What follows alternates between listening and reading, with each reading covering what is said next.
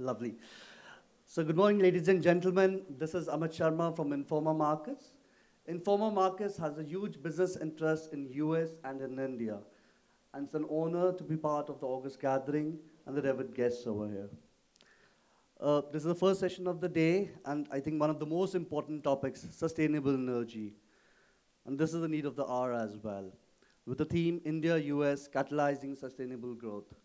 Without further ado, may I please welcome on the stage our moderator, Mr. Shrikant Narasimhan, Managing Director, Milton Roy India Private Limited. Ms. Nisha Menzies, Director, PwC. Mr. N. Santosh Murthy, Director, KBR. Mr. Shaji John, Senior VP, Sales and Business Development, South Asia and Middle East and Africa, OMIUM. Mr. S.I. Balaji, Associate Vice President, Evolve Energy Group. Mr. Sunil Kumar Srivastava, MD, TPI Composites India Private Limited. A warm welcome to the moderator and the panelists, and a round of applause for the first session. Yeah, let's have a very interactive session. And may I please call upon Ms. Nisha to give an overview of this session. Thank you so much. Hi, everyone. Good morning. And very excited to be on this panel here today and talk to you about sustainable energy. I have been part of the ESG drive, sustainability, for the past 13 years, helping companies transition and integrate ESG or sustainability within their companies. And it's very endearing to see how governments and policies and different corporate players play a crucial role in making this transition to sustainability and ESG. So without further ado, let's talk about sustainable energy. And I think here today, it's important to actually recognize the relationship that India and US share. Over the years, we have a lot of people who are second generation, first generation, third generation Indian Americans who have taken, who are today at the White House, as in, we need to recognize that. Indians have always looked at the US as a place to study, to actually achieve their dreams, and to make, build their careers and be successful. So, we have a very long-standing relationship with the US. Apart from that, there are a lot of bilateral relationships that we have built over time, with people being there as well. So if you look at this, you will see that we have the India-US commercial dialogue that has been going on. We have the India-US ministerial 2+2 dialogue that has been active for many, many years. And this has actually led to commercial relationships that have been very lucrative for India in the long run, as well as in the short run. But what are the 5 strategic pillars that we are talking about today that actually link back to sustainable energy? And you would see that under the Strategic Clean Energy Partnership, the 5 key pillars are power and energy efficiency. How is it that we can actually get more energy efficient technology into our plants, into the way we operate, which is one of the most important things for India and for any company to reduce their cost and be more aligned to their net zero commitments. Renewable energy is a big push that we're seeing in India today, where there are a lot of policies that have come up. I'll get into it a bit more detail, but that's a strategic pillar as well with, the US. Sustainable growth, as companies grow, as our power grids, we decarbonize per se, we're creating more and more jobs. We're creating more and more urbanization, in our rural areas. And this has a cascading effect, and it does, improve development as well. We have some R&D that is going into, emerging fuels that are coming up. I'll touch upon one pretty quickly, and technologies as well. And the last thing is around responsible oil and gas. Oil and gas has got, you can say oil has got a bad name or a bad reputation over time, but it is essential. It is what has propelled industrialization over time. And now it's time to take a check and see how we can actually use this better with a lower carbon footprint in that sense, so that we can move towards climate action more actively. So what are some of the key strategies that US and India have in this energy partnership?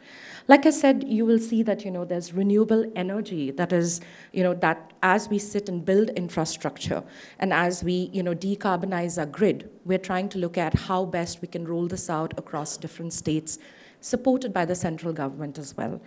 You will see the number of EVs that have actually, hit the street. And you'll see two-wheelers, three-wheelers, cars. I see lots of Nexons, these green plates all over. And it is really good to see that despite infrastructural challenges, this continues to grow. And it's primarily because of the R&D support that we have received in terms of battery technology, in terms of better charging infrastructure that has led to this. You will also see that, what does this actually mean then? Because why are we actually transitioning into sustainable energy or green energy? And primarily it's driven because of the climate crisis that we are facing, right? It's about how do we actually reduce the carbon footprint? How do we actually ensure that I can see Chennai is so hot for the past few days. I was told that about Bangalore weather to Chennai last night because it was cloudy. But I can tell you Bangalore is also really, really hot. So we have to make this transition. We have to do our part in actually supporting and ensuring that our emissions are also being reduced. So this is one of the key outcomes you can see of the partnership that we have with the US and with other countries as well. So what are some of the activities that are noteworthy that should be called out? So you can see when it comes to energy efficiency, there is this Rajdhani Power Limited pilot that has been run in India. It focuses on energy efficiency, one of the key things I would say to basically drive down and move towards sustainable energy. You would see that there is an investment that is much needed. We do need foreign investment in the country. And there's around USD, say 41 million credit guarantee with the India Financial Corporation loans towards clean energy and towards the much needed group, which are small and medium enterprises. You would see that there is decarbonization that is happening, where there are technologies that are coming up, access to power, to lay out the systems in order to ensure that open access is being allowed and it is easy and accessible for everyone is also being rolled out.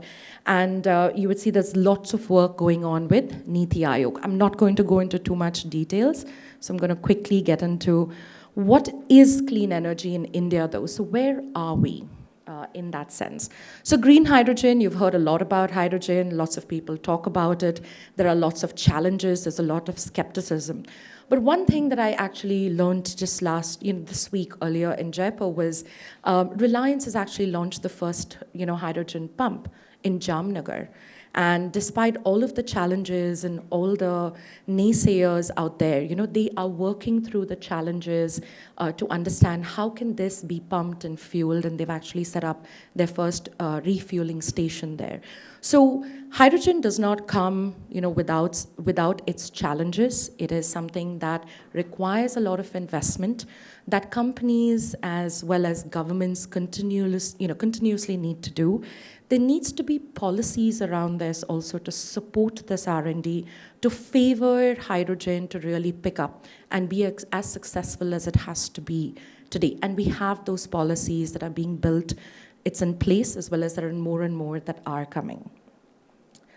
You will see, and these are some of the enablers that you will see, so it's about how, ease of doing business has taken many, shapes and forms, and government is really going over and above to actually support that. I see that in many states.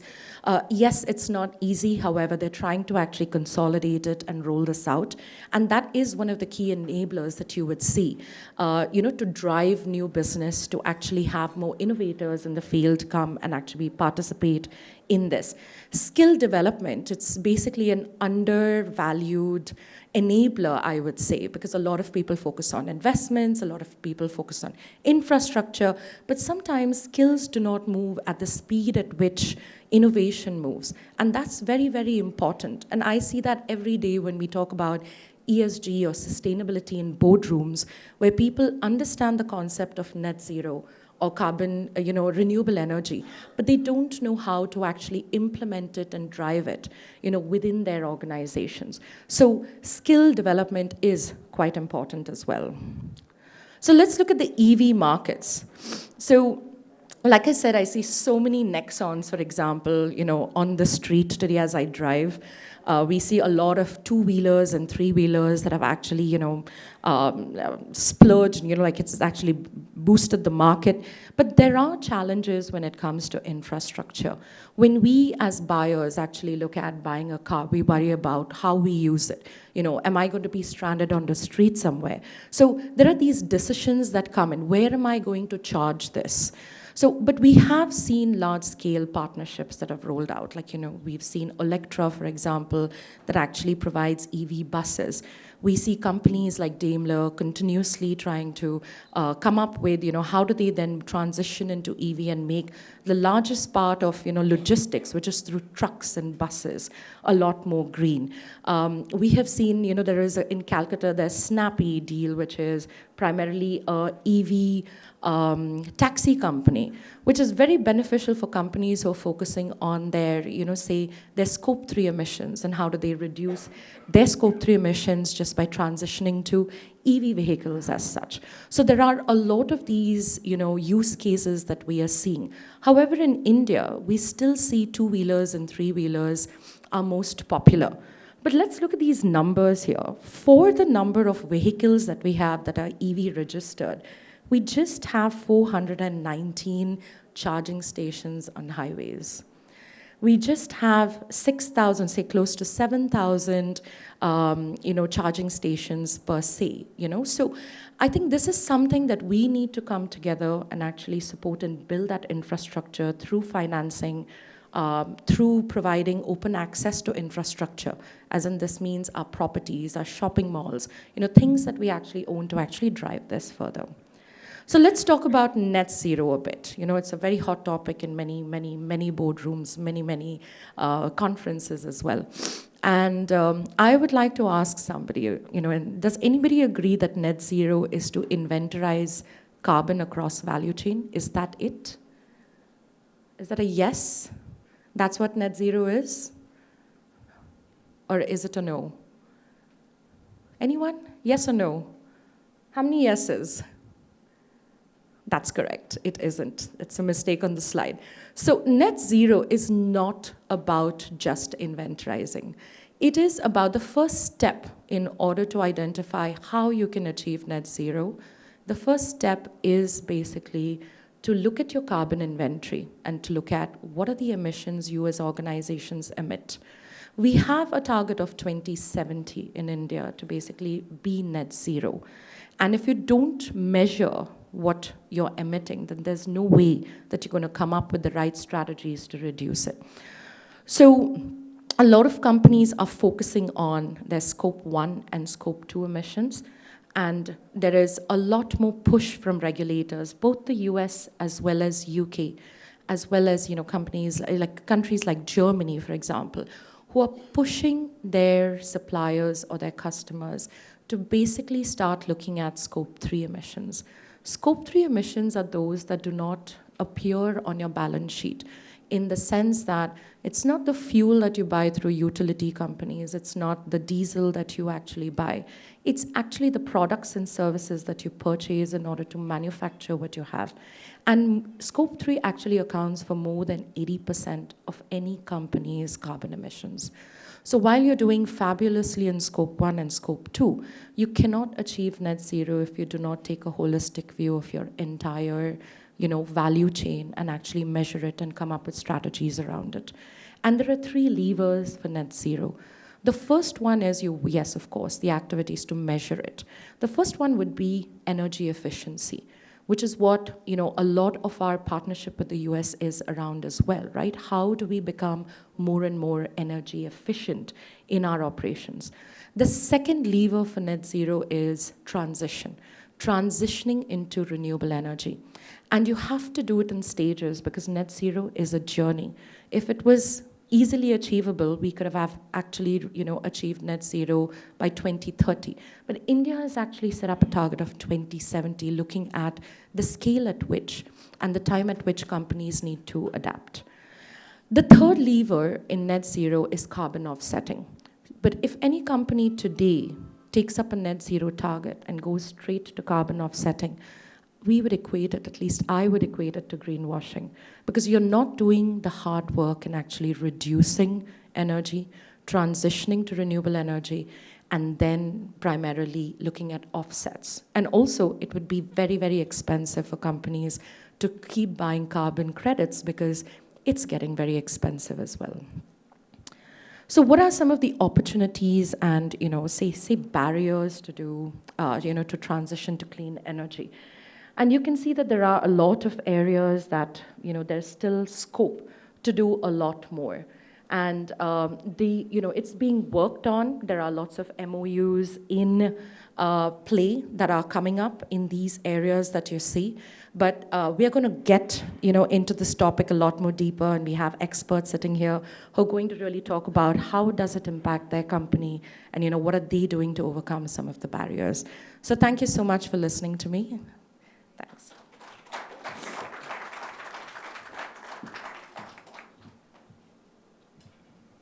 Thank you, Nisha.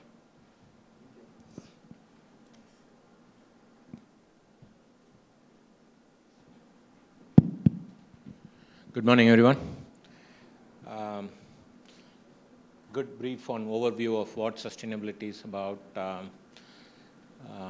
Coming from Milton Roy, a part of Ingersoll Rand Group of Company, which has a clear vision for what we are doing in terms of course, covering all scope 1, 2, and 3, what Nisha talked about, and becoming net zero by 2050, and we have a clear plan for 2030 to reduce greenhouse gases emission by over 60% and all that. It's something of great importance for us, coming from that background and sitting with experts like Sanjay, Balaji, Shaji, and Sunil, who are coming from different aspects of the sustainable energy that we talk about.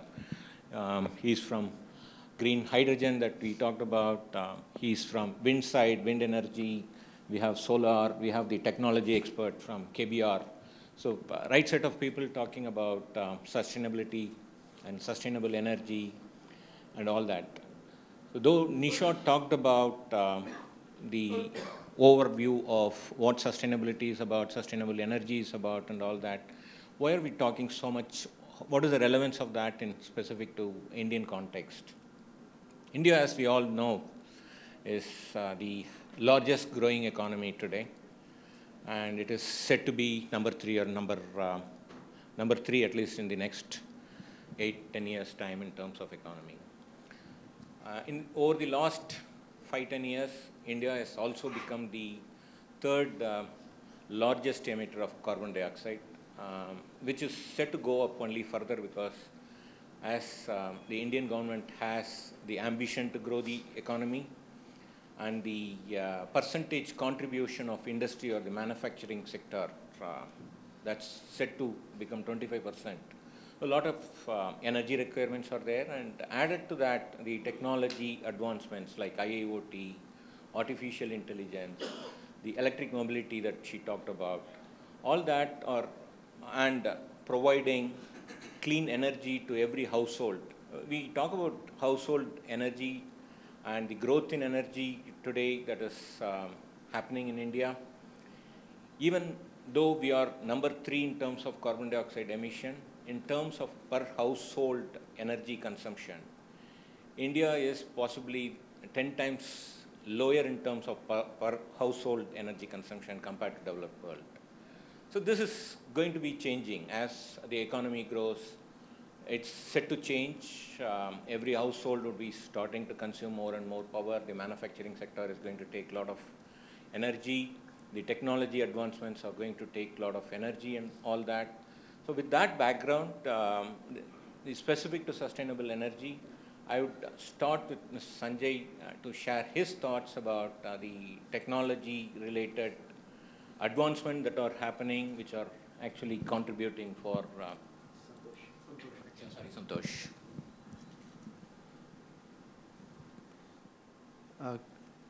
Good morning, everyone. And as you said, technology plays a major role. I was recollecting one of the Indo-American Clean Energy Partnership where they were mentioned 4 pillars. One was that power and energy efficiency, where I would say in India, coal still forms more than 60% of the power mix. And that's one of the area where a lot of carbon emissions happen. And there's a technology called CCUS, carbon capture, utilization, and storage, where that really helps in this sustainable development scenario where we want to bring net zero by 2050. And that's one of the elements for India to consider because we have a lot of such polluting industries in India. And it is very much in installations in US, large installations in US. And they have a proven record and proven practice and proven expertise and standard regulations and standards how to really deploy those type of technologies. That's number one. And the second one is that, which is a corollary, for example, plastics, where the source is again the crude oil for that. We need to really come to understanding that we need to reduce this one, so only the plastic recycling technology. So our company, KBR, has got an alliance with a technology, Mura, and we offer this plastic complete circularity solutions. And then the other one is, which we can bring in, is the sustainable aviation fuel, which we have a lot of emissions coming up that industry. That's where we can really bring that sustainable aviation fuel, we can blend upon that. So I come from an industry where I have grown in the hydrocarbon industry, now transition to energy transition, and see that a lot of technologies can be taken over and reduce the emissions of the existing industries. So to summarize, from a technology point of view to address these emissions is that one is to get carbon capture, and is to plastic recycling, and the sustainable aviation fuel, and the carbon capture, which I can have some slides to present, I'll do it later. It really takes us, like Nisha spoke about carbon as an inventory, or I can take up the thread as such. Carbon can be utilized to create e-methanol. When you capture CO2, we can create an e-methanol. That way we can bring that value into the cycle. So with one, there is no one method to really bring this a transition or I would say, net zero. Multiple approaches are required. So with that, I think I end my answer. Yeah. Thank you. So relating it back to the sustainable energy, the technological advancements and all that, when we talk about sustainable energy, we always think of top 3 or 4 things. Wind energy we talk about solar energy, we talk about biofuel. Now green hydrogen is a big thing. So whatever we have seen in the last few years in India, when we talk about green energy, solar has taken over. Though wind energy has been in India for a long period, solar in the last few years has taken over that in terms of install capacity and also the adding capacity year on year. That's getting bigger and bigger. So I would request Ms. Balaji to talk about that.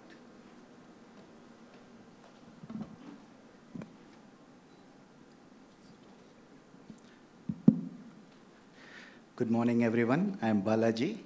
I represent Evolve Energy Group.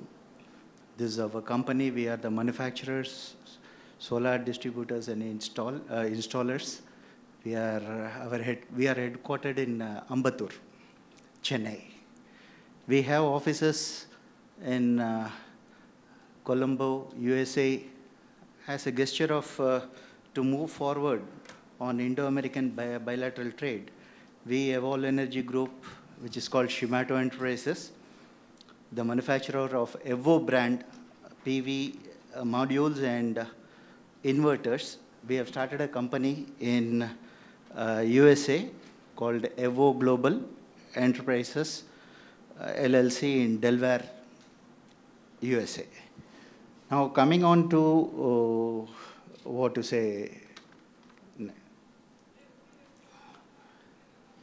it's not working. This one, okay. Back, this one.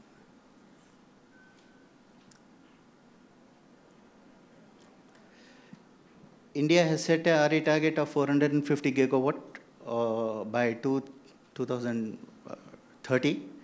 We have already achieved of 125.69 gigawatt, where wind has contributed 10.3%, solar has contributed 6.1%, and 41.4 of total consumption of India is from RE energy only. US Special Presidential Envoy for Climate, Mr. John Kerry, has already said that it is achievable target for us 450 gigawatt by 2030. To achieve this target, we definitely need to grow by 40 gigawatt per annum. This is possible with a solar park on utility scale, covering huge consumers like foundries, steel energies. These are all the huge consumers. So it is possible to achieve this target by targeting these customers.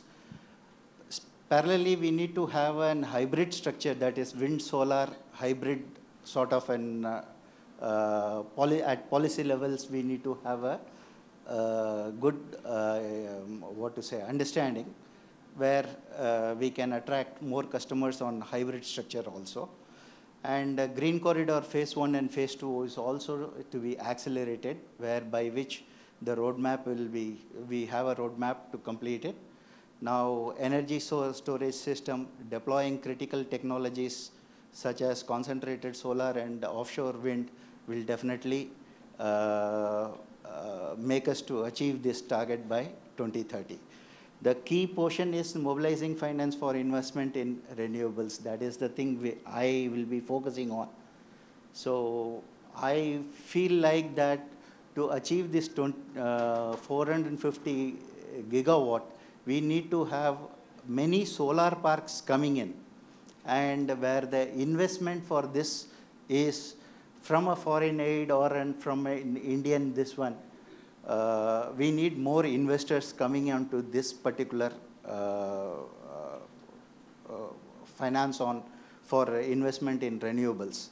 So this is the thing. We have a presentation sort of a thing. There is a primary investor who is coming in from anywhere. Then there is a developer at the other side. Both will be having an SPV with the terms and conditions, with the rate of returns, return on investments, all these things.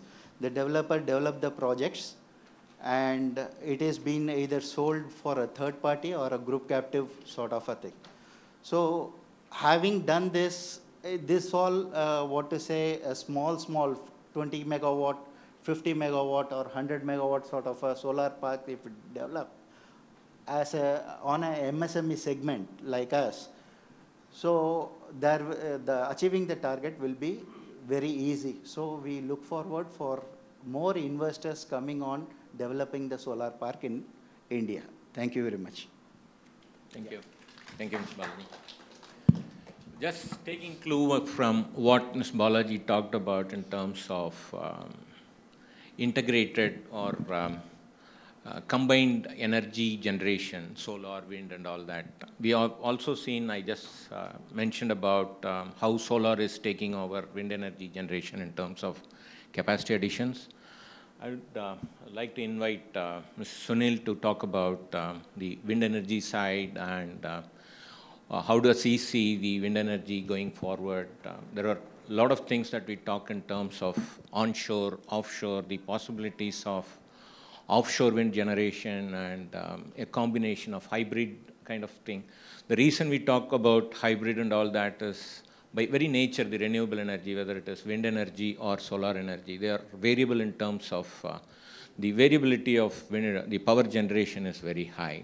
So sometimes it's peak when actually the consumers need power, there may not be any power generation. The power generation during the peak day, the consumption may not be that high. So there is a need for talking about the hybrid structure that is also there. We will get into that. Before that, we would like to hear from Sunil on wind energy and how we look at that in India. Yeah, thank you, Mr. Shrikant. So I represent the wind energy sector here, basically wind turbine blade manufacturing. I would like to talk about certain challenges, what we see as on today in India for the sustainable energy. What are the key challenges we have? One is the cost of installation. So if we talk about the wind, cost of installation is very high. I don't have much idea about the solar. Maybe same is applicable there as well. So what happens when investment is very high, the electricity getting generated out of the installed capacity is high. So it does not remain competitive. Second challenge we have in terms of distribution. Most of the distribution are with the DISCOM, basically owned by the state governments. And there is a very long financial cycle to recover the money, to take the money. And that is also making it very difficult to project to be viable. These are the challenges. Third is the infrastructure. As we talk about the wind turbine blades or wind turbine parts, it's very huge because to tap the wind, you have to have bigger and bigger blades, and then we need a required infrastructure to do the logistic and transportation so that we're able to do those things. And fourth is the knowledge and awareness. I think this is very important. Everyone should be aware about that. What is the future? We are talking today about the sustainable energy. That is the future for us because energy consumption as India is planning to grow, our requirement, if we talk about 1950 to till today, our energy requirement has grown by 80 times, while our energy resources only 10 times. So there's a huge gap. And as we have, India has an ambitious plan for going for a growth, definitely we need a more and more energy, and more energy will come from the renewable because that is sustainable in the future. So these are the challenges which I mentioned about in terms of this one. Most important is the policies. As I mentioned that infrastructure cost of installations is very huge. So we need a support. Only it can't be just led to the private industries to manage the cost because they are giving certain targets to generate the electricity. When the infrastructure or investment cost is so high, we can't even deliver. So if you see as on today, there are many projects which bid was opened by the government and many of the sectors, they have quoted for that. They have been awarded as well, but they are not willing to do it because if they will do it, they are going to lose more and more money. So that is the real challenge we have in terms of, I am talking more in terms of the wind industry. Before 2017, there was a different kind of scenario where we used to get the incentive. We are putting the wind turbine, in the field. Many of the people, there was the income tax, many of the big actors and all used to put the wind turbines. So they were getting lots of benefit for the income tax. All those have been stopped. And even there is no incentive as on today for the producing the wind turbine components and setting up the wind turbines. So what has happened? It has gone in the reverse way, and government has set, okay, this is the price I want the electricity to be produced out of the wind turbine. And that price is like a reverse bidding process. That's how the government started, and which has bring down the industry manufacturing capacity. The reason is we are not able to meet the cost. As I mentioned, many people, they went for the quote, they awarded, but bidding, but they are not even ready to do that. And as our friend mentioned, Mr. Balaji, that we have a target of 450 gigawatt by 2030, and 2070 is a plan for net zero. So how to achieve that? If we talk about as on today in India, 178 gigawatt is from the renewable energy resources. Out of that, 42.3 gigawatt is from the wind, and another close to 60 gigawatt is from the solar. If you see the gap, 178 versus 500, and we are in 2023, mid of 2023. We have 6.5 years to reach to the target. So it means we need a very aggressive plan to reach over there, otherwise we'll not able to do it. It just remain a plan. And it can't be done only by the private sector. I think it should be the joint support by the government, private sector also should come forward, and government has to support in all the other aspects like providing the infrastructure. We have a biggest challenge, as I think Mr. Krishnan was talking in the morning session, that as people are getting educated, then the manufacturing become a challenge because you won't get the people to do the manufacturing. That's because we are from manufacturing and we see the real challenge. And I had to go out of the Tamil Nadu to Odisha and other state to get the workers who can come and do the work in our factory. So these are the real challenges. We definitely have to work together. It is not only the government alone. I think it is put together, have to work, and then we'll able to move towards the target which is set. Because it's our commitment, our Prime Minister to the COP26 also, to go to 2070 net zero. And it is a very ambitious target. It looks 2070 is very far, but let's talk about 2030 as I mentioned. The target is very huge, where we are as on today. So I think we have to take a leap here. We need to have an aggressive plan, and we need a support in all the area, including infrastructure, skills, and also in the financial investment, so that we can definitely achieve this target. And if we talk about the offshore in India, we have not even started the offshore wind, wind turbines. And government started talking about the offshore. Offshore is almost 3 to 4 times expensive than the onshore.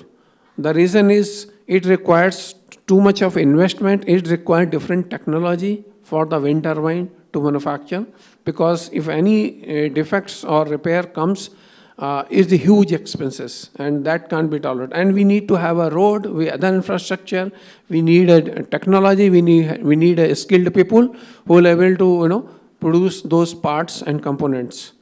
So that's it. I would like to give this perspective. I think we have to think together and we have to work together, and government should also frame the policies so that we'll able to achieve the target. It just should not remain only the discussion. Thank you. Thank you, Sunil. Green hydrogen is a big buzzword. Before we get in and talk about that with Shaji, I just wanted to pick Nisha's brain about whatever Sunil mentioned about the government support, the regulations, policies, and all that. Obviously, what we have seen is the fossil fuel, though we talk about carbon dioxide emission, the fossil fuels harm to the earth and all that, they are the ones that get continued subsidy support from every government. We don't only talk about India. Anywhere you go, fossil fuels are the one that get maximum subsidies compared to the renewable energy. So how is that in Indian context, Indian government is doing to overcome this kind of challenges? The subsidies which were available have been taken back, but we also have a target of anything that we add as capacity over a period of time by 2030, 50% of energy is going to be renewable. The challenges related to land acquisition, financing, all that. How is the government getting involved in supports? So I can say that okay, so there have been a lot of challenges among states, right? Because there's this fight between the need to transition towards renewables, but also ensuring that it is done in a sustainable fashion, that you don't lose out on revenue as well and hit or kill certain industries, because that is also something that the government has to manage well. And I think there was a really good momentum in Chennai, for example, around a lot of early adopters of renewable energy a couple of years ago. So when you drive down on the roads, you will see these wind turbines, and but then that stopped being lucrative as an investment anymore. And I think there's this battle that continues. But I think the government is quite clear, based on many discussions that we've had, that as there's going to be a slow transition, there's going to be resistance. It's the nature of change. It will happen. It is going to continue to happen. But we're going to slowly move towards more and more policies that are going to be more, say, industry-friendly and industry-focused. And what we've witnessed in a lot of states is that a lot of with the central government now coming in to say, don't fight this battle at states. Why don't you then tap into the policies that the center has? So a lot of people now, or companies, are saying, okay, we won't take what the state has. We'll go tap into, the central government policies and see how we move to renewable there. But I also see, working on the ground with a lot of companies, they really want to adopt renewable energy at a much faster pace, because they have customers that are actually breathing down their necks to say, you have to transition. You have to, there are roadmaps that, or targets that customers are now, US, UK, EU customers that are coming and telling them, you have to be SBTi compliant in the next 3 years. Because if you need to be relevant and competitive, these are things that you have to align to. So in order to do that, they cannot be bogged down by the challenges of this. They need to start looking at what is the capital investment that they need to start setting aside, and what are the kind of different policies that are there that they can actually transition. So we work a lot of companies in Chennai, in this state. I can say the speed of renewable energy is very, very good. I think it's the policies are also not bad compared to some of the other states that we work in. So it's built for success. We have companies that have transitioned to 95% renewable energy right here. So yes, it's not an easy battle. There are these transition that is happening, but it's going to slowly change. And the government has made it very clear, taking targets like net zero or being carbon neutral are not small targets, and it's going to change, but not at the speed at which industry would want, is what I'd say. Thank you. Yeah, that's the challenge. Now let's talk a bit about green hydrogen, which everyone is talking about green hydrogen today. We have a national policy for that. By very nature, of course, Omiyam Shaji would be talking more about what green hydrogen is about and the advantages, the challenges also. But by the nature of definition itself, green hydrogen, for producing green hydrogen, you need renewable energy. So how is that kind of linked? The challenges that we see in renewable energy production using solar energy or wind energy, how is that kind of connected? How do you see the green hydrogen moving forward? Thank you, Srikanth, and thank you, all of you. It was a wonderful start, at least with the renewables, solar and wind. See, solar and wind is the basic ingredient for green hydrogen. Green hydrogen is the new baby which has born, and everybody is talking about green hydrogen. Before coming into how it is linked, I will just give a background of why we are talking about green hydrogen, right? When there is a solution like solar and wind, then why you need green hydrogen? We can just scale up solar and wind. So we have to understand the way we consume energy, right? 20% of the world energy consumption is electricity.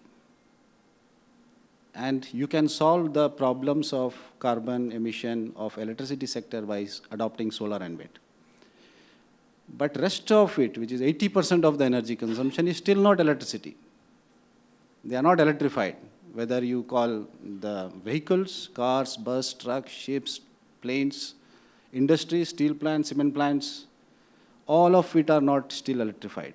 It is still using coal or oil or gas, direct burning for whatever is their use case. So solar and wind will solve 20% of the energy problems. 80% need solution, and that is where hydrogen walks in. So this is the basic reason why we are talking about green hydrogen. To give you another context, why people are pushing for green hydrogen. Not only the carbon emission control, but two more factors are driving it globally today. One is each country today wants to be independent on energy. They don't want to depend on another country. Like especially after the Ukraine-Russia war, it is very clear. Across board, all the countries want that I want to be free from energy-related dependency on another country. India is also doing the same thing, that can we do all our energy production in-house rather than importing oils. So this is the biggest factor other than the carbon emission which is driving green hydrogen. Third important thing is foreign exchange. When you import energy from outside, you have to shell out that much dollar and foreign exchange. So to preserve the foreign exchange and protect your nation's economy, it becomes again important that you adopt green hydrogen. So these are the three factors why there is a huge drive across the globe for green hydrogen. The linkage between green hydrogen and solar and wind, yes. Of course, the basic ingredient for any green hydrogen production is electricity and water. You provide electricity to split the water into hydrogen and oxygen. So the basic raw material for green hydrogen is again solar and wind finally. Because green hydrogen means it has to be fed through green electricity, which is solar and wind. To most of the cases, only that two energy works. And of course, the challenges of solar and wind will impact hydrogen market in the days to come. But the momentum what we have seen in solar is tremendous in the last 10 years. I was part of solar industry for 10 years. Only last year I moved to green hydrogen. So 2009-10, when I was in Delhi, listening to Prime Minister Manmohan Singh ji, at that time he told that 20 gigawatt by 2020, right? And within few years, Prime Minister Modi came and told that not 20, 100 gigawatts. And today we are at 2022, we crossed. And you can imagine, we are already 100 gigawatts. That is the pace with which India has caught up on this huge target of solar in the country. Obviously, wind is lacking because, like Sunil told about the challenges, but I am sure that wind will catch up very soon. So, more or less, I see that projection forward, like Balaji has told about 40 gigawatt per year is needed. It's simple mathematics. 100 gigawatt today, we have to reach 500 gigawatt, so 400 gigawatt has to be added. So we have got 6-7 years. It is more than 40 actually. But there is challenges, but I am confident that we will move towards that. And obviously, out of this 500, 125 gigawatt is required for meeting the aspiration of green hydrogen. That is what is the norm set by the government. So talking about green hydrogen, there are special technologies that are required. The electrolyzer, for example, is one which is critical for producing this hydrogen. There are different technologies in that. And how's it that you are seeing the Indian context of technology available in India for doing that? And what are the benefits or learnings or contribution that can come from developed world like US? Thank you. Again, good question. The technology. If you go back 10 years, though there is a tremendous progress done on solar side, but on technology and manufacturing, literally we are zero. The entire country today not have very big solar manufacturing capacity. We have solar module capacity, but coming to the cells or wafers or polysilicon, we are nowhere there. China has taken us, not only us, globally all the countries, and China is the leader today. Same thing should not happen in green hydrogen, the electrolyzer technology. And hence, India government has taken steps to promote and push technology development and manufacturing on electrolyzers in India immediately today. We are not talking about only hydrogen projects, but also talking about manufacturing of hydrogen and development of technology for green hydrogen in India. And US government is supporting, and we are from US actually. Ohmium company is an American company, but what our leadership has done is that they have placed the entire bet in India, which means that R&D, product development, manufacturing, everything happening in India, in Bangalore and Chennai. These are the two hubs for us. So entirely it is, though it's a US company, but you can say the product is purely Indian. Similarly, I expect that more companies will come in India, and they are talking, many of them are talking, whether it is Reliance talking about alkaline technology, L&T talking about McPhee alkaline technology. So there are many large companies now going to start electrolyzer manufacturing in India. So I see that the technologies will coexist. I don't think it is one technology better than another technology, because the requirement is huge. So there will be play for every technology. So there are three basic technologies in green hydrogen. One is more used today in the world, alkaline technology. Second is the PEM technology, which is our Ohmium. We are coming with PEM technology. And third is called solid oxide technology. And each has its own advantages, disadvantages. We can talk about it in more details. But as I feel, these three technologies will coexist, and some new are coming, like membrane-less electrolyzers, like AEM is coming up, alkaline exchange membrane. So these are the new technologies which are coming up. So I feel a lot of this technology will coexist and grow together. Good. Another 5 minutes, we will talk about the thoughts that we have, and then leave it to the audience for questions. If you have any, we'll try to respond. So you had a presentation. Would you like to talk about that? I have a presentation. Yeah, I can do that, yes.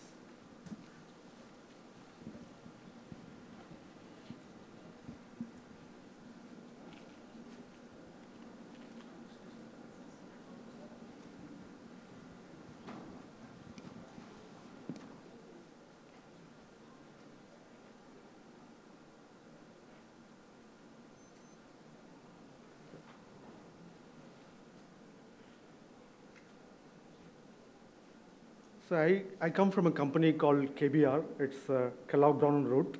It's headquartered in US, Houston. And it's a technology-based company providing solutions to the hydrocarbon industry. Our colleagues talked about wind, solar. But we are into industry where trying to decarbonize the existing refineries and other things. So what's happening actually, I will try to capture from a global perspective, is that if it goes like this, the current plans of this decarbonization, we will be warming the Earth by 2.5 degrees centigrade. And we are going to add at least 1% increase in terms of the emissions. So what we should do is to reduce to 45%, and that's doesn't really, it's a challenge for us. We have to really decarbonize the existing industry, and the moment the energy transition is happening. So what I can say is that recent COP27 has given a good breakthrough, I would say, giving that finance for countries which have been hit by drought or floods or other climatic damages. And accountability has been put as a primary thing, that this 1.5 degrees centigrade is within the reach, and really how all we can make it happen. And it also shows about financing for the projects.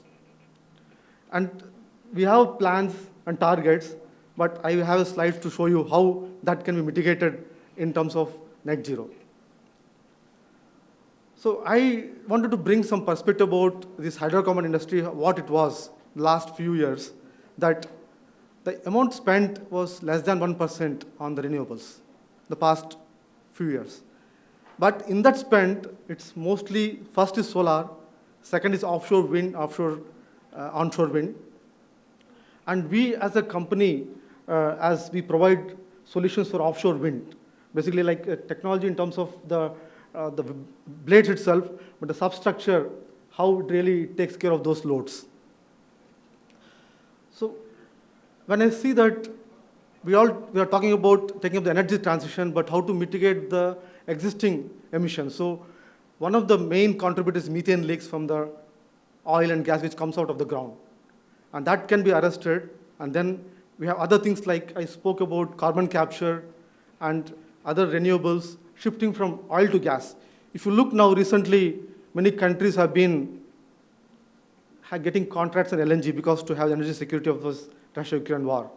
So the shift is already happening from oil to gas. So this is what I wanted to tell, is that to get to net zero, it is not just one approach. We need to really focus on three multiples like efficiency, renewables, and the fuel switch, and the CCUS. So this tells us how we have been farming on the fossil fuels, like Srikanth said about what are the policies that can be made, or what is that. I hear from now that the most, I would say, consumption in hydrogen happens in refineries. And there is going to be a policy saying that 10% of its generation should come from green hydrogen. So with all these things, we can see that if we put sustainability measures, the demand for fossil fuels reduces, and we can meet those net zero requirements. To summarize, there are 4 pillars. One is the renewables. Second is the carbon capture, which, as our company really is playing a major role to make this decarbonization in the existing industries. And the biofuels, like we have ethanol mix, and I spoke about sustainable aviation fuel. And also, we have shipping industry, which contributes 3% of emissions. So when I spoke about what KP are doing, I have already touched up. I will skip this. But there's one element which I want to touch upon is that we are having a license for ethylene petrochemicals. And petrochemicals are going to be there in the industry for many years to come. And one of the primary emitter of emission is the cracker, this furnace. And there is a technology developed in that to reduce that emissions. Now it is a net zero cracker. This is what I was referring, that the shipping industry and the green hydrogen and the, I would say, capture of carbon dioxide. So if you look, this is a circular, you would say, we take CO2 from the atmosphere or from the existing, convert into e-methanol, and goes into the industry for supply. And this will be an enabler for blue hydrogen, because if you use natural gas for using conversion of into ammonia, and this where we need to have the hydrogen into a space of having no emissions, then we can capture that gas and get enabler for the blue hydrogen. So I will skip this because we have spoken about a lot of technologies of wind and everything, but there is one challenge in terms of workforce transition. See, majority of the people now are into this hydrocarbon industry. They had to be skilled to really manage this growth. Otherwise, there will be imbalance in the society. So coming to what happening in the horizon, we can pick up from McKinsey report, is that a lot of investments going on. You can see here is that 750 billion is going to CCUS, this is carbon capture, 250 billion for EV infrastructure, and 750 billion for hydrogen production capacity, and 8.5 trillion in the renewables. So what's happening in India, our colleagues have touched up, still our electricity is coal mix still 60%, where CCS can bring in that emission control, and renewable share is only 10%, and we have target by 2030 that we should be more than 50%. So just an outlook what's happening. When I spoke about the investment in renewables, it's going up. It's in 2023, it is USD 1.7 trillion. And for $1 of fossil fuel, $1.7 invested in renewable. Few years back, it was 1:1. And there is also financing models are being worked out to finance various projects. And these all things will really help us to get through this net zero. So this is what I want to share from perspective of overall industry and how we are placed about and what we can do, and try to have that collaboration which we have from US to India. Some of the quick things I can bring upon is that technologies like sustainable aviation fuel, plastic recycling, and CCS can be integrated in India, and we can make that leverage of this relationship. Thank you. Thank you. Couple of things that Sunil wanted to talk about in terms of how India and US can support and coordinate for a better sustainability energy side. Before that, if you could give me a minute, I would like to talk to Shaji about, Sanjay also mentioned things about hydrogen, green hydrogen, how hydrogen plays a major role in terms of even hydrocarbon refineries and all that. So one thing that we have started seeing is this hydrogen as a fuel. Even in India, we are talking about Nitin Gadkari driving only the hydrogen-fueled car. And we talked about Ladakh as a state is going to be focusing only on hydrogen. And some news was also about the first train that would run on hydrogen was also discussed. We see that change happening in other markets, China and Europe. In fact, Ingersoll Rand as a company, we are into hydrogen fuel filling stations, which we have given few stations here and there. So how do you see that e-mobility, the battery-operated cars, the hydrogen-driven transportation, which, as you rightly mentioned, 80% of energy consumption or CO2 emission is from transportation. So how do you see that evolving in India? EV versus hydrogen? Yeah. So if you ask Elon Musk, he says that hydrogen is stupid, right? But it's not so stupid. EV is, like I told, technologies will coexist. EV will remain, hydrogen will also catch up. One thing to understand about EV is that it can capture the entire mobility market if there is a control on the size of the battery. Because today the biggest challenge is, as the vehicle becomes bigger and bigger, the size of battery becomes bigger and bigger, and it becomes difficult to carry the battery in the vehicle than the carrying you and me, right? So that's the challenge of a EV. So nevertheless, the two-wheeler, three-wheeler, and a large amount of small cars will be EV. That is what is my personal view, right? But beyond that, when the vehicle becomes bigger, large, powerful cars, trucks, trains, bus, aeroplanes, ships, these mobilities has to switch to hydrogen. There's no other way. Now, there are technological challenges of storing, transporting hydrogen. It's not easy. Hydrogen is the lightest gas. You store it, it will penetrate into the storing material itself and crack it, right? So storing hydrogen is a big challenge. So we leave it to the right industry to solve this problem in the next 5 years. Today, what the industry is doing, today what is being done is that you convert hydrogen into ammonia, right? KBR is expert in this. They know how to convert hydrogen into ammonia. So when you convert hydrogen into ammonia, it becomes a chemical which can be handled very easily. Globally, for decades, industries and logistics have been handling ammonia. So this is the way we are solving the problem of carrying the hydrogen from one place to another place without having the challenges of carrying the hydrogen. And obviously, there are use cases now being developed in some part of the world, like using ammonia as a fuel directly. Like many of the coal plants in Japan and US, they are thinking to remove the coal and use ammonia directly to the fire the boilers and turbines, running the turbines. So that kind of thing will change the way hydrogen is handled for the transportation purpose. So in my view, EV will be there for a certain segment, but large amount of mobility will switch to hydrogen. Indian Railway has come out with the first tender. They are already buying the hydrogen train, and the tender for production of hydrogen is already out. And not only ministry, there are many other demand coming up for dispensing stations. Like apart from Mr. Gadkari having it in Delhi, one car is in Kerala. Okay. So that tender was out 2 months back for the dispensing station for that, because otherwise you have to take the car all along to UP somewhere to fill the hydrogen. So I think you will play an important role in the days to come to make this adopted fast. Thank you. So over to you, Sunil. Yeah, I think I would like to conclude my discussion, because our topic is India, USA, catalyzing the sustainable growth in sustainable energy.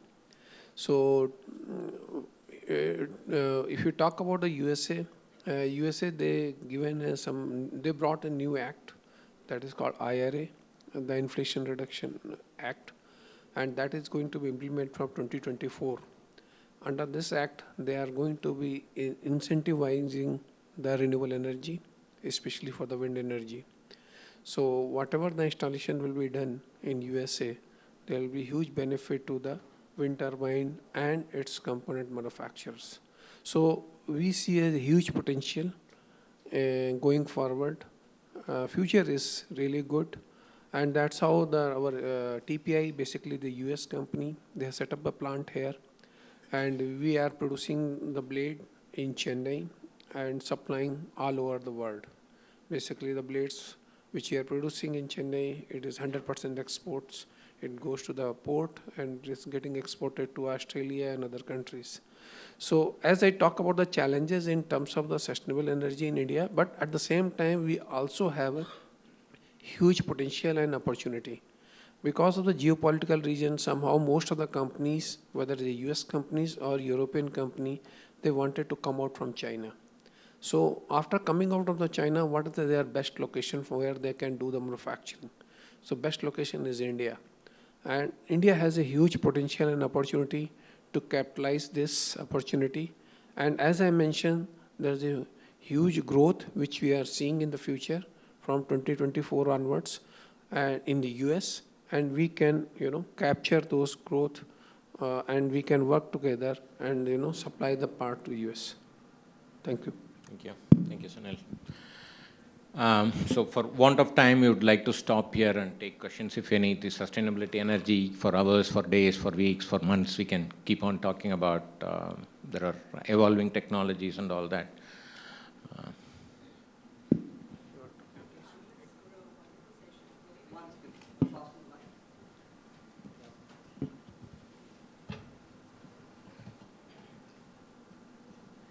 Thank you, panelists, for a very informative session. It was, enlightening about the challenges that this industry faces. I would like to understand how much of the capacity that we're looking to build, especially on the solar side, would come from, let's say, residential versus commercial. And the reason I'm asking it is because I was in US for a very long time. There, the residential capacity was significant, but just overall, the way I see, as you said, sir, the incentives being taken away, the payback period being extremely long, there is no incentive for residential adoption of sustainable energy unless it's a personal goal. Yeah, my take, let me give you this from my personal experience.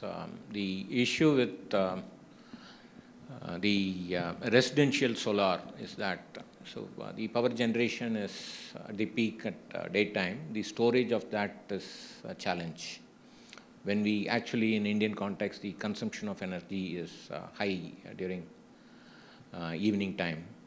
So our ability to store the energy that is generated at the daytime, so that's one of the challenges. However, on the subsidy side, again, Tamil Nadu government, if I recollect correctly, the subsidy has become available now up to certain capacity, 20%, beyond which some 30% and all that. So sorry, the reverse. Lower the capacity, higher the discount, things like that. So there is something like that is happening. But if you have better views on that. Yeah, we have taken up this one with MNRE and other people, but the subsidy part in India is yet to get, but I think in future it is going to be better for residential, this one. But as of now, there is some process which is happening online, you can do it. So the money which is the subsidy, what is going, the income from the generation, what is getting, that will be coming directly to your account. But that is still not sufficient. In future, I think it will be going to be better. That's it. Individual houses, the residential related solar energy generation that is getting uploaded into the grid, that is also a challenge today. So there are special equipment requirements. At this point of time, the reverse is happening in India. In India, more and more of the power plant kind of solar investments are happening. But US is also seeing that now, at least learning from my counterparts in US, they are also kind of investing in power plants away from residential thing. Yeah, there is an for huge plants, we have accelerated depreciation, which is up to 40% you can claim in first 3 years also. So that is available. Earlier it wasn't there, but now it is 40% you can get it, accelerated depreciation. Any other view for that?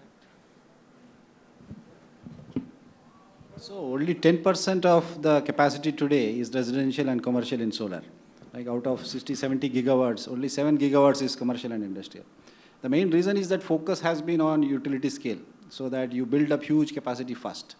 Your ambition is big, so where you can build it, it is utility scale.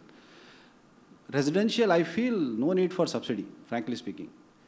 it is viable today. See, electricity is today how much? Utility scale solar is 2.5 rupees, right? And we buy, in Chennai, we are the cheapest in the country, I think, 5.5, 6 rupees per unit.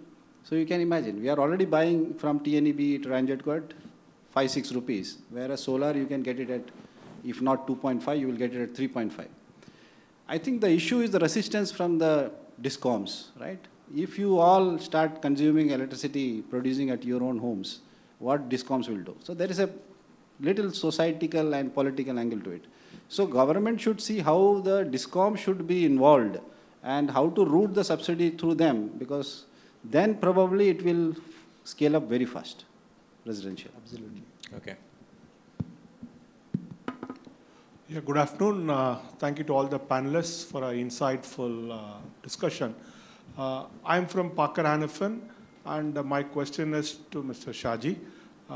Basically, we talked about hydrogen and the evolving landscape on electrolyzers, and we kind of see that every day some technology supplier is tying up with some manufacturer here for manufacture of electrolyzers.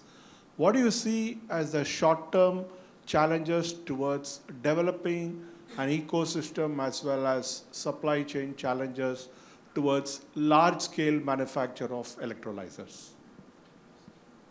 Obviously, the value chain or the supply chain has to be stabilized. Then only the technology can be really said to be Indian, right?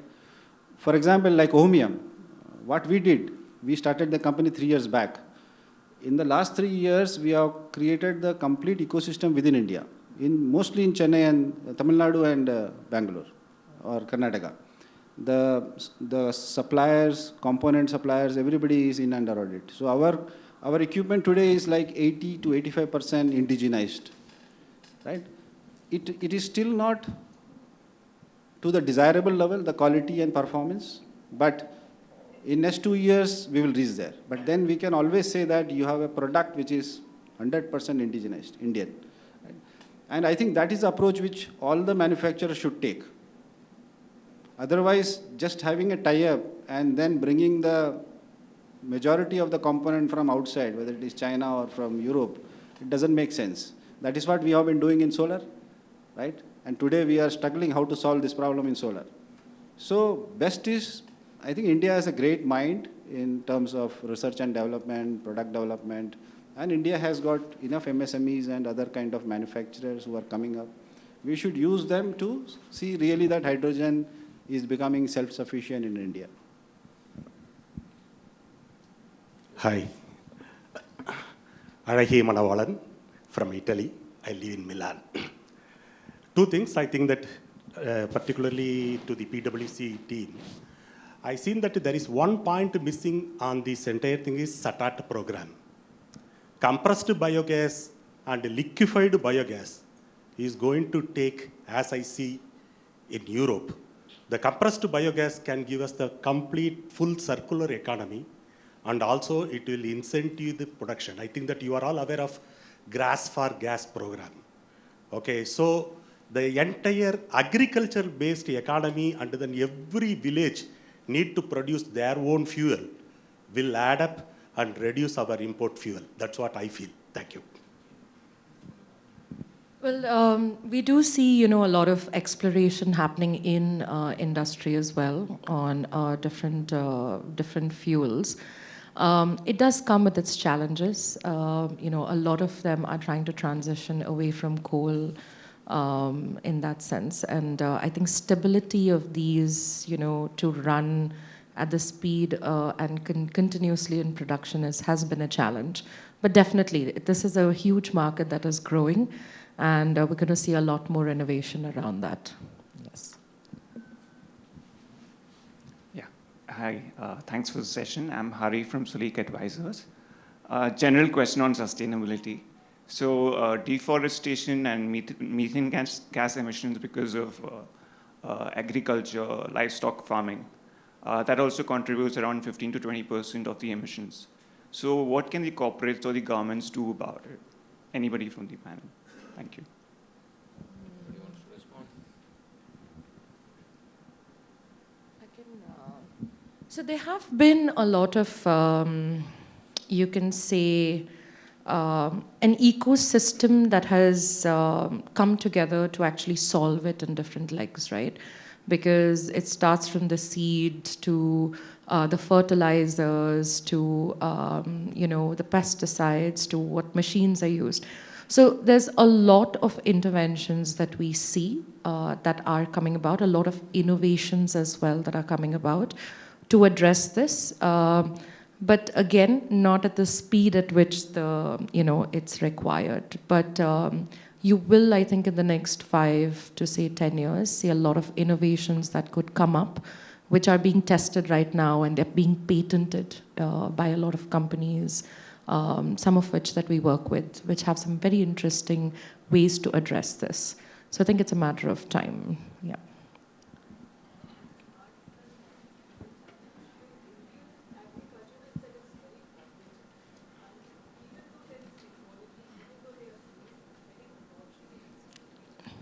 Awareness is the problem. Yes, there is resistance. I think there's resistance not only there, but we see a lot of, I think, you have, let's focus on some of the agri-tech companies, right? They're really working on not only fixing the supply chain, right? Like from farm to table. But as they work with that, they're really working on showing the farmers, your income can really change. So we see this, and these are pilots that are happening, in spots and dots across the country. But I think these kind of things with the farmers needs to spread through word of mouth. And there are lots of interventions that have been going on. It's a slow change, but changing behavior is always a challenge. And telling somebody to do something different, given that farming itself, it's not immediate, right? You reap the benefits of it once you harvest. And some can be harvested as fast, some cannot. So it's a change. But we see a lot of amazing case studies with a lot of people. I think there's Way Cool, for example, that have some very interesting targets on sustainability. And they're really working. It's not, they're working with their suppliers. Farmers are their suppliers to really look at how sustainable farming can be done well. And we need a couple of these success stories through innovation and R&D to really then, take it and scale it. So yeah, it's ongoing. Quickly on that, no, I will not take more than 30 seconds. Maybe to solve your problem of methane, right? From the animal, right? Maybe corporate should look into investing into plant-based meat, right? That's a business which is picking up very fast. You grow more plants, and then you also substitute the real meat with plant-based meat, and so solve the problem of methane, right? I think this is a very wild idea, so that you can save so many animals also. Hi, this is Ram Prasad from CAT Center. Nisha talked about some skill development required in this area. So I would like to know from the panelists, what kind of skills do you require to foster sustainable energy? You want to talk? It could be as basic as, like he mentioned about whatever is related to hydrogen, the same thing is related to the manufacturing capacities and capabilities. Our dependence still, though we are talking about solar energy capacity building, such a high thing, even as basic as the frame, aluminum frames and all that. If that is the kind of 40 gigawatt is the kind of capacity addition, it is not just the solar, that panel alone is the constraint. Even manufacturing the frames, simple. So even that we don't have enough capacity. So the skill building, today morning during the inaugural session, I think Krishna talked about the skill building related, the 50% of population rural, that is also linked to your question about how do we, the education becomes a critical thing, the percentage of higher education versus the lower education, the ITIs and things. I think on the government side, since he talked about, there is a recognition of the fact that the skill building is critical. There are multiple things related to the manufacturing related skills. The very reason that the central government is talking about 25% of economy should be manufacturing.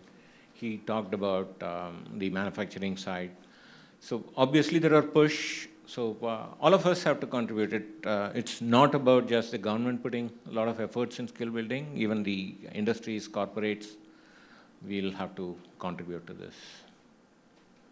That's my take. Hi, this is Gautam from Prescient Group. This is on electrification.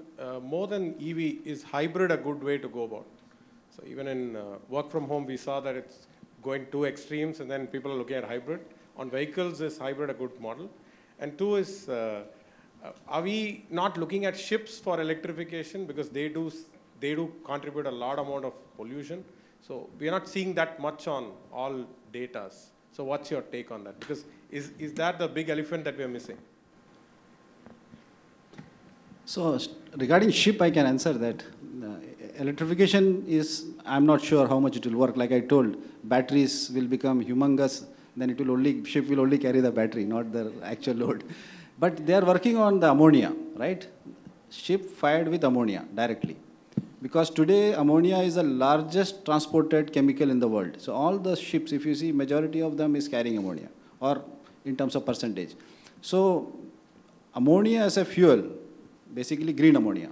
From green hydrogen, you produce green ammonia and use it for firing your engines in ships. So that is something which is catching up very fast. So that is one solution for ship. The other question was related to? Hybrid. Yeah, see, everything will coexist like I told. So hybrid can be there. Hybrid, maybe you are telling about battery plus petroleum, right? Similarly, battery plus hydrogen can be a solution. Or today, if you see in the last 3 months, not just Toyota, but Tata and Ashok Leyland in Chennai has come out with HICE, hydrogen internal combustion engine. So that the existing internal combustion engine, which is using petroleum, need not be scrapped. How it can be adopted to use hydrogen for direct firing. Otherwise, hydrogen vehicle means you have to use hydrogen and a fuel cell, which is very costly. So hydrogen directly firing in the current IC engine is something called HICE. So that is another vehicle which you will see on table. Already Tata and Ashok Leyland run some vehicles on that. Thank you. One last question before we close. Yeah. So this is Sarveshwaran from Sirkar Technologies, Coimbatore. So my question, thanks to panelists for the useful informations. So my question to KBR team. So, lithium availability for the energy storage in future could be a challenge. So any technology invention on the energy storage? So, yeah. From a KBR perspective, recycling of batteries is one which is thought about it, but I cannot share much details on that because it's still in the conceptual stage. Because that's one will be the renewal space, because like somebody touched about the hybrid and everything, the entire ecosystem of batteries, if you don't manage that in terms of technology and recycling, will be landing into another cycle of pollution to the environment. So this, at the moment, this is what I can share on that. To answer your question, one thing I can tell you, not only lithium, now the sodium and aluminum, many things are innovations are happening in the battery side. To make it as a lithium is not only the source. Again, many people may be thinking that lithium-ion batteries are having the larger consumption of the lithium. It is not the case. It is only the catalytical action which is doing in the batteries. So it is a matter of very few percentage of lithium, but unfortunately China has acquired all the lithium sources available in the entire world in advance. They started the journey in 1980s, thinking that is the only thing I am saying now, because we are not willing to take any challenges in advance. We are willing to follow someone else. But someone else who is already implemented, he will not give so easily, especially China. Okay, that is what we are getting into that. Of course, the hydrogen one, which we are now taking it a very faster way, thinking that it will be the most successful. Okay, so sodium is one of the sodium batteries, especially in the US and Europe, everybody is using a sodium batteries only, not lithium ion. Lithium ion is very famous in the Asia Pacific regions. But in the US and other areas is a sodium, and now aluminum is picking up. To Mr. Saji was saying about that, big vehicles will have a lot of issues. Now that is also getting shuttered now. Because continuously there is a challenges on power intensity on the cells. Earlier, the power intensity is around 30 watts per kg. Now the people are now talking about 150, 160 watts per kg. So once it goes to that, at 6 times, that weight will come down. So that is where the innovations are continuous. Every day it is happening. Every day it is happening. So recently I went to the France, and I'm taking only 1 second. Now the nano, that the motor controller and other things are coming in the nano chips level. Best example is our mobile. You can understand really everything. So everything will happen in a short period of time. Thank you. Thank you so much, Mr. Shanmugavel. Yeah, I'll pass on. So we have the panelists and expert for the next session on e-mobility, guys, if you would want to know more about batteries, yeah? Once again. Thank you. So thank you so much for your patience. I want to ask a question, which is, I guess, on most of people's mind is how do you attract FDI into sustainable projects? Excellent. Finance, you want to talk about? Well, we've seen it happen in different structures. I think investors are now consistently looking at how do they actually invest in green or social or, like these kind of projects. And some of the things that we tell people that we work with is that you need to get your house in order to be able to, measure it, to be able to then communicate it very succinctly to, investors who are looking at these parameters on which to actually fund. So you can see a lot of Indian banks have also started. It's not only about getting money from outside, right? It's also about what wealth sits right here in India. So there are avenues, but I think when somebody's investing, you need to know exactly what is my risk exposure, what am I investing to, and then, or in, and then what am I going to benefit at the end of the day. So there are a lot of companies now who are actually fixing their house, or a lot of organizations that are helping them do that as well. And when there are clear metrics to measure, saying if I achieve X amount of reduction, for example, in something, or I'm transitioning, I'm de-risking my supply chain, and this is what I will achieve over time, there are investors and banks and an entire army of people ready to put funds behind that. And it's usually 10 to 70 bips cheaper than what currently the market rate is at. And we've seen that with Ultratech do it with cement. We've seen that Embassy do it with Embassy REIT. So there are these really lucrative options, but you need to be able to communicate effectively what is the benefit that you will actually get at the end of the day, or you will give. Yeah. Yeah, just addressing your question also here. See, there is whenever there is an investor who looks on an Indian perspective, especially in South India, like here in Tamil Nadu, there is one component called cross-subsidy charges. I think many of you may be having this question. This cross-subsidy charges is actually eating up the profitability of the entire project. Am I right, sir? Cross-subsidy charges. So something on policy level from India, we need to take up this one, because solar project, once you say that solar or wind, whichever the RE project, it is a very profitable in terms of business or in terms of investment also. But once it goes for a third-party sale, the power is purchased from there. When this cross-subsidy charges is being imposed, the profitability of the project drastically come down by 50 to 60%. So we need to have, this is one of the biggest challenge. We will take up this matter with the MNRE or the state government. We will see what best we can do for that. Yeah, thank you. Yeah, with that we'll try to close this session. Thanks a lot for patience and good questions. Like we discussed, the sustainable energy is all about not looking at the rear view mirror. We are not looking at the past. We are not now looking with the headlights on. What do we leave for the future? So this is critical. Going into the future, it's going to be a lot of interesting developments on technology, a lot of contribution from all of us in that. So with that, I close. close the session. Thank you so much. I hope the audience liked the session. Yeah, our panelists would be around in case you have any offline questions a little later. And we as Informa Markets were honored to be part of the session and partner with. Thank you so much, Mr. Srikanth, for moderating, and to our panelists. We have, as a gesture, we have a plaque from IACC side, which we would like to give you as a remembrance token. May I please invite our moderator, Mr. Srikanth Narasimhan, to give the first plank to Mr. S.I. Balaji. Ladies and gentlemen, round of applause, please.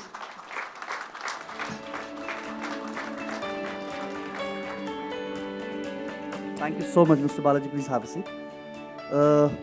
Mr. N. Santosh Murthy. A round of applause, please. Thank you so much, Santosh. Ms. Nisha Menzes. Thank you so much, Nisha. A pleasure. Mr. Sunil Kumar Srivastava. Thank you so much, Sunil. Mr. Shaji John.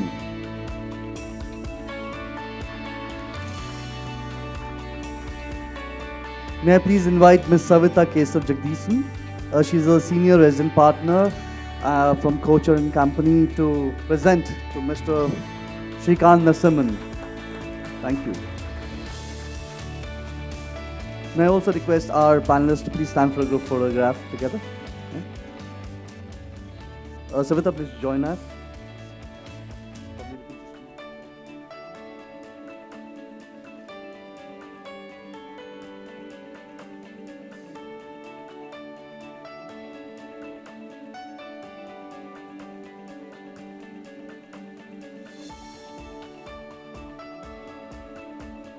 Thank you so much, the panelists and the moderator. Gentlemen, the lunch is ready. I know all of you would be famished right now. The next session starts exactly at 1:15. A very interesting session. Please join us at 1:15. Thank you so much. Have a good day.